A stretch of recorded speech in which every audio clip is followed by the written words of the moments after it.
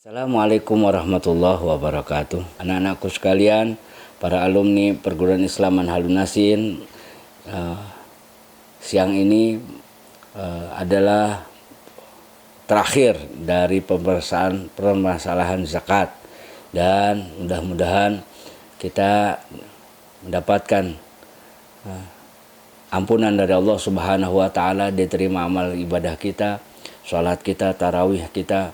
Dan saya Al-Fakir mengucapkan minal aidina wal faizin.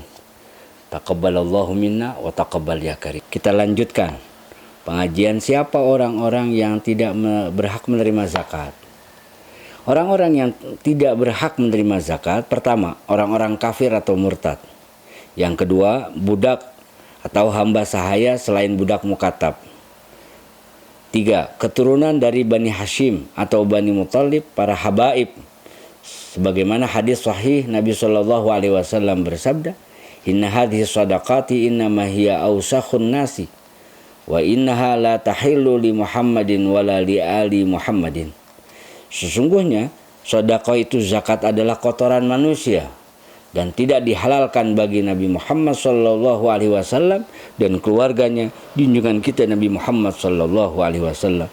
Jadi para habaibil kiram, kita muliakan untuk kita berikan hadiah, memberikan hibah kepada beliau-beliau, tidak memberikan zakat atau zakatul fitr kepada beliau-beliau itu. Yang keempat, orang yang kaya. Jadi walaupun dia fisabilillah, misalnya beliau dianggap sebagai guru, tapi kaya, ya, punya penghasilan, punya segala macam kemewahan, itu tidak layak untuk menerima zakat. Yaitu orang yang berpenghasilan sudah lebih dari cukup untuk memenuhi kebutuhan pokok hidupnya. Kelima, orang yang ditanggung nafkahnya. Artinya orang yang berkewajiban menanggung nafkah tidak boleh memberikan zakat kepada orang yang ditanggung tersebut. Ya, jadi anak memberikan zakat kepada orang tua nggak boleh. Atau orang tua memberikan zakat kepada putra putrinya, itu nggak boleh. Mekanisme pembagian zakat. Apabila zakat dibagikan sendiri oleh pemilik atau wakilnya, maka perinciannya sebagai berikut. Jika orang berhak menerima zakat terbatas atau bisa dihitung dan harta zakat mencukupi, maka mekanismenya mengeluarkan zakatnya harus mencakup semua golongan penerima zakat yang ada di daerah tempat kewajiban zakat dan dibagi rata antar golongan penerima zakat. B. Jika orang yang berhak menerima zakat tidak terbatas atau jumlah harta zakat tidak mencukupi, maka zakat harus diberikan pada minimal 3 orang untuk setiap golongan penerima zakat. Pemilik zakat tidak boleh membagikan zakatnya pada orang-orang yang bertempat di luar daerah. Kewajiban zakat.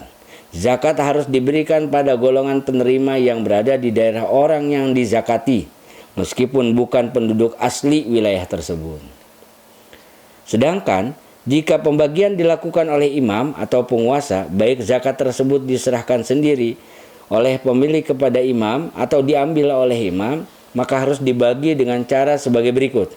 A. Semua golongan penerima zakat yang ada harus mendapatkan bagian. B. Selain golongan amil, semua golongan mendapat bagian yang sama. C. Masing-masing individu dari tiap golongan menerima mendapat bagian jika harta zakat mencukupi. D. Jika hajat dari masing-masing individu sama, maka jumlah yang diterima juga harus sama.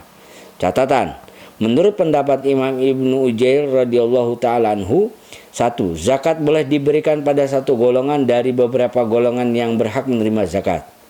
2. Zakat satu orang boleh diberikan pada satu orang yang berhak menerima zakat. 3. Boleh memindah zakat dari daerah zakat. 3 pendapat terakhir boleh kita ikuti atau kita taklid, walaupun berbeda dengan pendapat Imam Syafi'i, mengingat sulitnya membagi secara rata pada semua golongan apabila zakat fitrah yang jumlahnya tidak begitu banyak. Ini pembahasan yang terakhir tentang persoalan masalah zakat. Bismillahirrahmanirrahim. Soal, sahkah panitia zakat atau amil yang dibentuk oleh kelurahan? Jawab, Jika memenuhi persyaratan-persyaratannya seperti diangkat oleh imam dan panitia itu termasuk orang yang menguasai bab zakat, maka dapat disebut amil zakat. Ya, buka kitab Al-Baijuri jilid 1 halaman 290. Jadi diangkatnya amil itu oleh pihak pemerintah, minimal RT dan RW setempat. Soal, apakah pengurus panitia zakat yang didirikan oleh satu organisasi Islam itu termasuk amil menurut syariat atau tidak? Jawabannya, panitia pembagian zakat yang ada pada waktu ini tidak termasuk amil zakat menurut agama Islam, sebab mereka tidak diangkat oleh imam atau kepala negara. Kitab Al-Baijuri halaman 1 Al-Baijuri juz yang 1 283 dan Takrirat halaman 424. Soal, bolehkah zakat fitrah dijual oleh panitia zakat dan hasil penjualannya dipergunakan untuk kebijaksanaan panitia? Jawabnya, zakat fitrah tidak boleh dijual kecuali oleh mustahiknya, penerima zakat. Buka kitab Al-Anwar juz 1 bab zakat. Pertanyaan, bolehkah zakat atau sebagian dijadikan modal usaha bagi panitia-panitia zakat atau badan-badan sosial tersebut? Jawabannya, tidak boleh zakat atau sebagiannya dijadikan modal usaha bagi panitia-panitia atau badan-badan sosial. Buka kitab Al-Muhadzab jilid yang ke-1 halaman 169.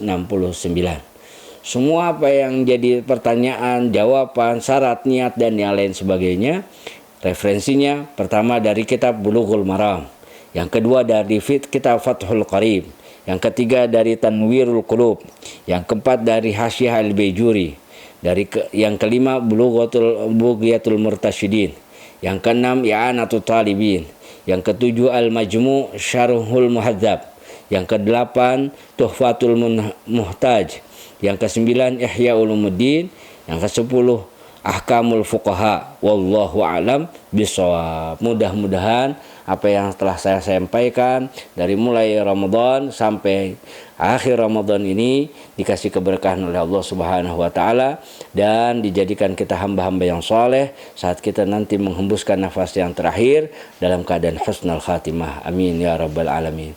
Terus belajar, sukses bagi anak-anakku. Hadanallahu wa iyyakum ajmain. Wallahul muwaffiq ila aqwamit thoriq. Assalamualaikum warahmatullahi wabarakatuh.